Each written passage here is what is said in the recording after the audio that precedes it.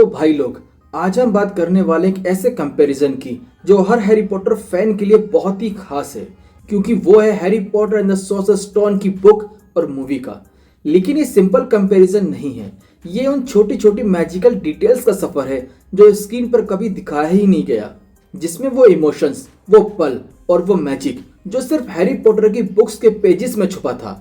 लेकिन उससे पहले, अगर तुम भी एक हैरी पॉटर फैन हो तो चैनल को सब्सक्राइब जरूर कर लेना, क्योंकि ये सीरीज सिर्फ तुम्हारे लिए ही बनाई गई है, तो चैनल को सब्सक्राइब करने में शर्माना नहीं। अक्सर लोग सोचते हैं कि हैरी पॉटर की कहानी एक मैजिकल बैंग के साथ शुरू होती होगी, लेकिन बुक की शुरुआत एकदम बोर और डल सीन से होती है, एक ऐसे आदमी से जिसका नाम है वर्नन डर्सली, जो आम सी दुनिया में खुश है, ऑफिस जाता है, टाई पहनता है, न्यूज पढ़ता और सुनता है, और जादू के नाम से बहुत चिढ़ता है। जब वो रोड पे लोगों को चोगे में देखता है तो उसे लगता है कि कुछ तो गड़बड़ है। बुक यहाँ क्लियरली ये दिखाती है कि जादू की दुनिया और मगलुओं की दुनिया कितनी अलग है। फिर आता है वो मोमेंट्स जहाँ एल्बस डम्बलडोर, प्रोफेसर मैकगोनागल और हैग्रिड छोटे हैरी को प्राइवेट ड्राइव के डोर स्टेप पर छोड़कर चले जाते हैं। उनकी आंखों में होता है दर्द, उम्मीद और एक रिस्पॉन्सिबिलिटी। वो जानते हैं कि हैरी के ऊपर एक पूरी जादुई दुनिया का फ्यूचर डिपेंड करता है। ये सीन बुक में इमोशनल भी है और सिंबॉलिक भी, लेकिन मूवी में सीधा कट। हैरी सीढ़ियों के नीचे बनी अलमारी में सो रहा है और पेटूनिया आंटी चिल्ला रही हैं। वो बिल्डअप, वो पेन, वो सब्टल इमोशन मिसिंग नजर आता है। बुक तुम्हारे दिल को टच तो करती है, मूवी बस एक सीन दिखा के आगे बढ़ जाती है। बुक में डर्सली फैमिली को एक कॉमिकल लेंस से दिखाया जाता है, उनकी नैरो माइंडेड सोच, उनका नॉर्मल लाइफ में जीने का ऑब्सेशन, ये सब एक सटायर है जिससे तुम्हारी सिंपैथी हैरी के साथ और भी बढ़ जाती है। लेकिन मूवी क्या करती है, डर्सली को एकदम फ्लैट विलन्स बनाकर दिखाती है, नो लेयर्स, नो इमोशंस। लेकिन बुक तुम्हें फील करवाती है कि हैरी इस दुनिया में फिट नहीं हो रहा है, क्योंकि वो किसी और दुनिया का है। साथ ही मूवी ये भी दिखाती है कि उसकी लाइफ में कितना दुख है।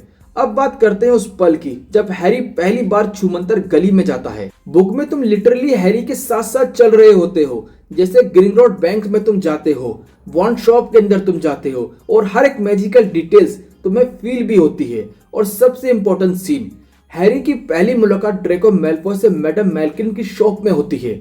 वहीं से तुम्हें पता चलता है कि ड्रेको एरोगेंट है, उसके पास प्योर ब्लड एटीट्यूड भी है।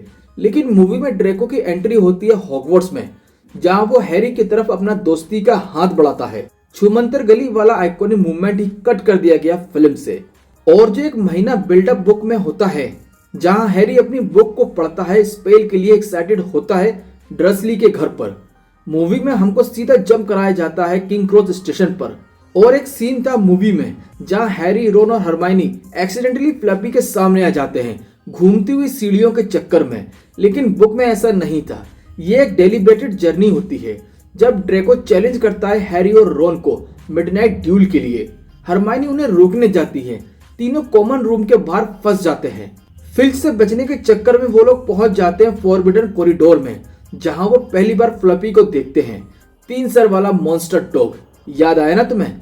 यही एक टर्निंग पॉइंट था जहां तीनों एक टीम बन जाते हैं। और हरमाइनी, जो हमेशा रूल्स को फॉलो करती थी, यहाँ पहली बार रूल्स तोड़ती नजर आती है। फिल्म में इस मूवमेंट को बस एक इंसिडेंट बना के निकाल देते हैं। बुक में जब हैरी क्विडिच टीम में आता है तो प्रोफेसर मैकगोनागल उसके लिए निम्बस 2000 भेजती है। एक पार्सल आता है, उसके साथ में एक नोट भी होता है जिस पर लिखा होता है कि do not open at the table. फिर रोन और हैरी वेट करते हैं और कॉमन रूम में जाके क्वाइटली पार्सल को खोलते हैं। उस मूवमेंट में क्यूरियोसिटी, सरप्राइज और ग्रेटिट्यूड होता है। लेकिन मूवी में ऐसा नहीं था भाई, पार्सल सीधा डाइनिंग टेबल पर ओपन हो जाता है। बुक में हॉगवर्ट्स का हर एक कॉर्नर जिंदा महसूस होता है, और उसमें सबसे केओटिक और फनी कैरेक्टर होता है पिबिस, एक प्रैंकस्टर घोस्ट जो स्टूडेंट और टीचर को खूब तंग करता है, स्पेशली हैरी पॉटर को। और बिलीव करो या ना करो भाई, मूवी के लिए पिबिस का रोल कास्ट भी कर लिया गया था, लेकिन एडिटिंग में उसके सीन को कट कर दिया गया, और इसी वजह से मूवी का हॉगवर्ट्स थोड़ा सैनिटाइज सा लगता है, जहां अनप्रेडिक्टेबिलिटी मिसिंग नजर आती है। जबकि बुक का हॉगवर्ट्स एक खुद में एक जिंदा कैरेक्टर नजर आता है। मूवी में जब हैरी, रोन और हरमाइनी सोर्सर स्टोन तक पहुंचते हैं तो सिर्फ कुछ स्टेप दिखाई जाते हैं, जैसे fluffy, devil's snare, flying keys और चेस बोर्ड। लेकिन बुक में 2 और ब्रिलियंट ट्रैप रहते हैं। पहला स्नैप का पोर्शन, रिडल वाला ट्रैप, जहां लॉजिक का यूज करके हरमानी सॉल्यूशन निकालती है। ये सीन पूरा का पूरा मिसिंग था मूवी में से। दूसरा था क्रूल का ट्रोल ट्रैप, जो बुक में ऑलरेडी अनकॉन्शियस होता है और ये एक सीधा क्लू होता है कि विलन स्नेप नहीं क्रूल है। बुक ने एक लेड मिस्ट्री बनाई जो तुमको अपने शब्दों से जादुई दुनिया की शेयर कराती है। तो क्या इसका मतलब ये है कि मूवी बुरी थी? बिल्कुल भी नहीं यार। क्रिस कोलंबस का डायरेक्शन, जॉन विलियम का म्यूजिक, सबने मिलकर एक मैजिकल वर्ल्ड क्रिएट किया जो हमें विजुअल ट्रीट देता है।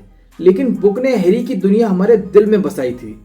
बुक में जो डेप्थ है, इमोशंस, थॉट्स और रिलेशनशिप्स, वो मूवी में कभी पूरा नहीं आ सकता। तो अगर तुमने सिर्फ मूवी देखी है तो समझना कि तुमने सिर्फ हैरी पॉटर के सफर को आधा ही महसूस किया है, और अगर तुमने बुक भी पढ़ी है तो तुम जानते हो असली मैजिक पेजेस में छुपा बैठा होता है। अगर तुम चाहते हो कि मैं चैम्बर ऑफ सीक्रेट्स को भी बुक वर्सेस मूवी ब्रेकडाउन करूं तो कमेंट में जरूर लिखना। और अगर तुम भी एक सच्चे पॉटर हेड फैन हो तो चैनल को सब्सक्राइब भी करना। मिलता हूं अगले वीडियो में। Till then bye.